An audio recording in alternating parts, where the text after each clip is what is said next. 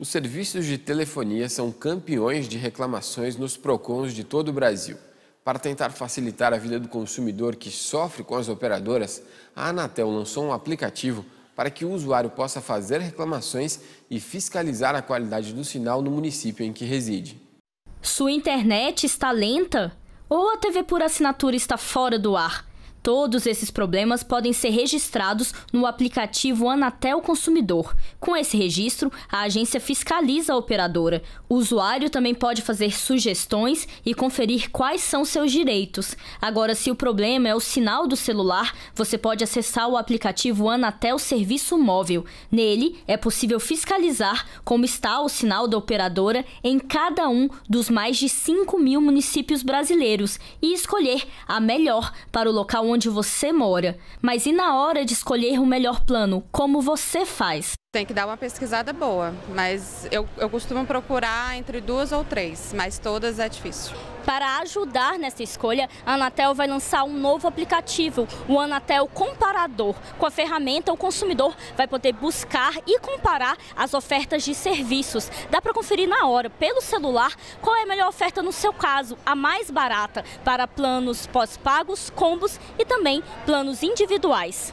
O aplicativo ainda está na fase de testes e deve começar a funcionar em outubro. Por enquanto, a Anatel está cadastrando os usuários para testar o sistema. Para participar, é só mandar um e-mail. A nossa intenção é disponibilizar para a sociedade uma plataforma onde ele possa, de forma facilitada e unificada, comparar as melhores ofertas do ponto de vista do seu perfil de consumo. Ou seja, em cima ali do que ele liga, dos canais que ele tem interesse, da velocidade que ele quer na banda larga. Uma facilidade a mais para um serviço tão importante no dia a dia. A gente escolhe da melhor forma possível, mais barato, mais acessível, a internet que pega melhor, porque hoje em dia está tudo gerado em torno da internet. Então, tendo internet, uma internet boa para a gente está ótimo. A EDP, empresa responsável pela distribuição de energia elétrica aqui na nossa região, está com inscrições abertas para a primeira escola de eletricistas exclusiva para mulheres. O curso vai qualificar profissionais interessadas em trabalhar na área de distribuição. Após o término das aulas, as alunas vão receber um certificado, além de serem incluídas no banco de talentos da empresa para participar de futuros processos seletivos. Os requisitos são ensino médio completo, residir no Vale do Paraíba ou no Litoral Norte, ter pelo menos 18 anos de idade e disponibilidade para estudar em período integral durante o curso e, de preferência, também ter a carteira de habilitação tipo B, que permite conduzir automóveis, caminhonetes e utilitários. As inscrições podem ser feitas até o dia 31 de agosto na sede da EDP em Taubaté, localizada na Rua Santos Dumont, número 55. O curso tem duração de 3 meses e meio e as alunas terão direito a uma bolsa-auxílio de R$ 20 por dia, almoço no local, material do curso e também um diploma. O posto de atendimento ao trabalhador de Jacareí começou esta terça-feira com 25 oportunidades de emprego para quem está em busca de trabalho. Confira algumas das vagas.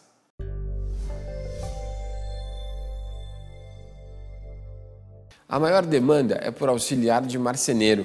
São 10 vagas somente para esta função. Além dela, também tem oportunidade para cabeleireiro, empregado doméstico nos serviços gerais, motorista carreteiro, tosador de animais domésticos e tem vaga exclusiva para pessoa com deficiência para atuar como trabalhador rural. O PAT fica na Rua Barão de Jacareí, número 839, no centro da cidade. O telefone para maiores informações é o 3951-7943. A população em situação de rua de Lorena começou a ser atendida na nova sede da Casa da Acolhida. O serviço conta com uma equipe multidisciplinar que atua de forma itinerante nos bairros do município, ouvindo essas pessoas e realizando um trabalho de aproximação. Os moradores de rua que procuram abrigo na Casa da Acolhida recebem orientação social e cuidados referentes à saúde. A casa funciona na Rua Virgulino Pinto Cabral, número 371, na Vila Epacaré. E você acompanha agora a segunda parte da entrevista de hoje.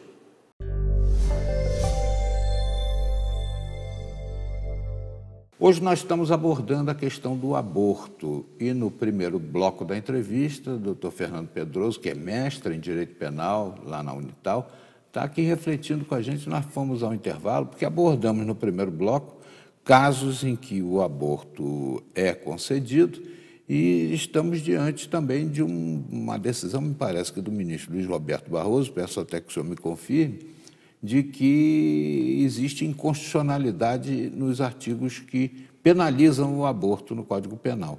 O senhor filia-se a essa corrente?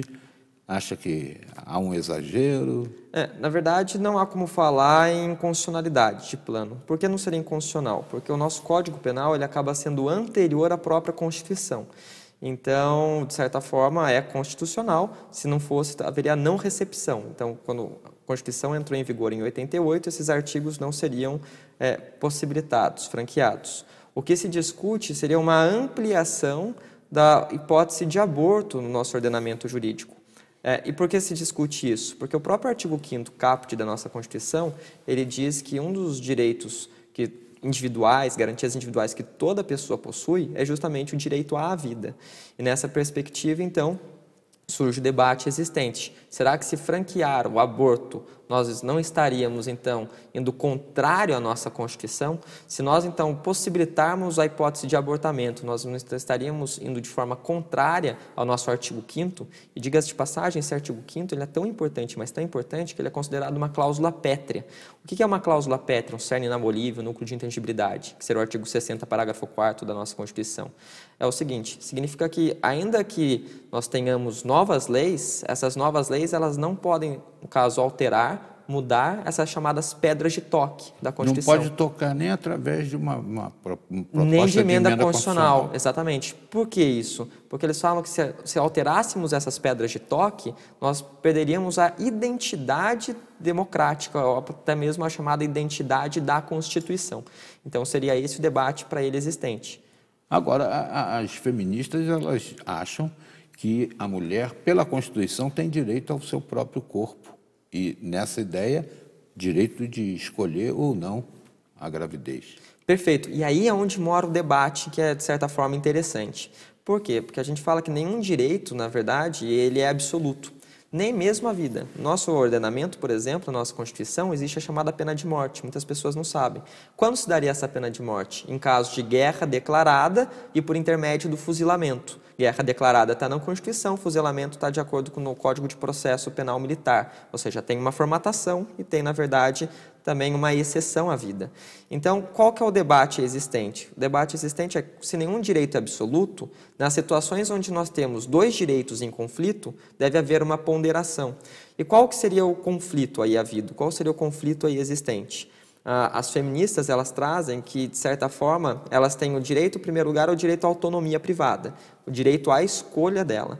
Então, seria uma escolha, se ela quer abortar, ela que realize. Até porque o Estado tem uma chamada não intervenção estatal em direitos de primeira dimensão. Direitos de primeira dimensão são esses que o Estado não intervém. Segunda dimensão são direitos prestacionais, como direitos sociais. Então, para ter segurança, precisa o Estado intervir? Precisa. Saúde, Estado intervém? Intervém. Economia e cultural. Esses são os direitos, no caso, que o Estado intervém. Direito de primeira dimensão, direito à liberdade, não intervém. Então, eles falam o seguinte, olha, se é um direito à autonomia é minha, é uma liberdade minha, então o Estado, na verdade, não pode, vir a intervir, não pode vir a discutir acerca desse direito. Segundo detalhe, seria o princípio da igualdade. Por que elas debatem o princípio da igualdade? Porque elas falam que, hoje, inúmeras mulheres realizam abortamento.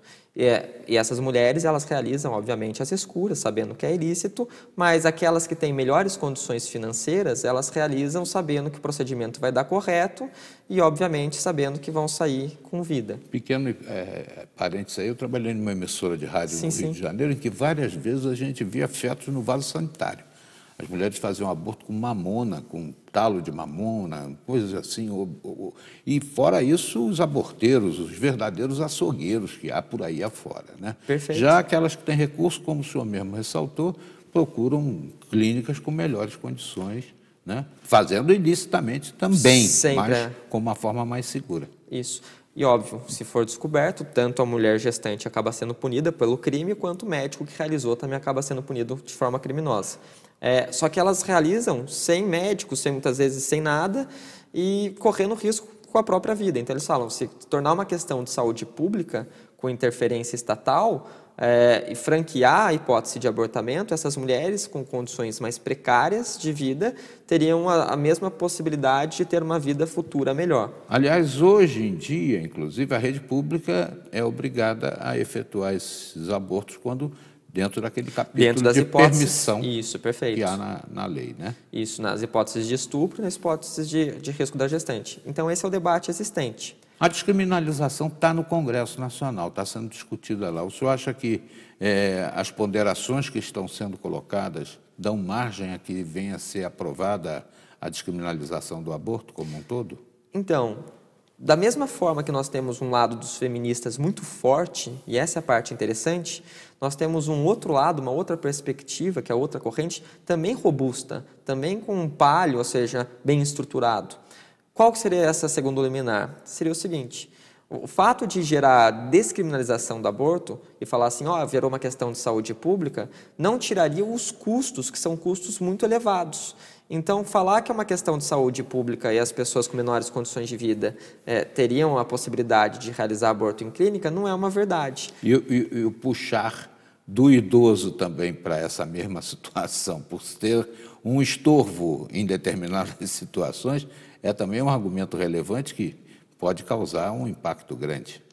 Não considero também um impacto grande, porque até quando se fala em estorvo, muitas vezes a gente acaba verberando acerca da chamada eutanásia, né? Das pessoas até que têm condições vegetativas. A eutanásia, por exemplo, é crime. Óbvio, ela seria um homicídio, mas é um homicídio privilegiado, em razão do seu relevante valor, artigo 121, parágrafo 1º.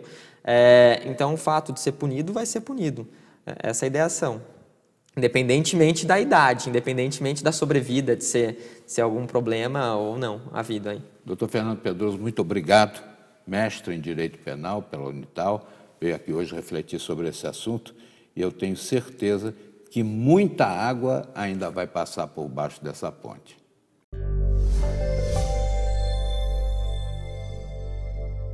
Nós vamos para o último intervalo e na sequência você confere a segunda parte da reportagem especial que vai falar sobre como os boatos que colocam em xeque a eficácia das vacinas podem prejudicar a saúde da população. Nós voltamos já.